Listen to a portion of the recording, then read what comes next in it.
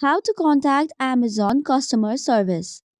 Hello everyone and let's get started. In order to contact the Amazon's customer service, first of all open Google or any browser such as Chrome.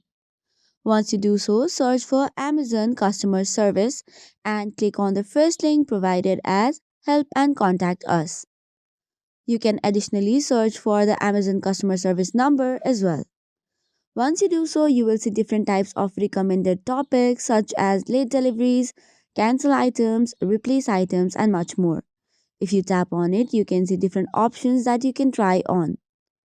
If this is not helpful, you can just tap on no and then you can continue with the process.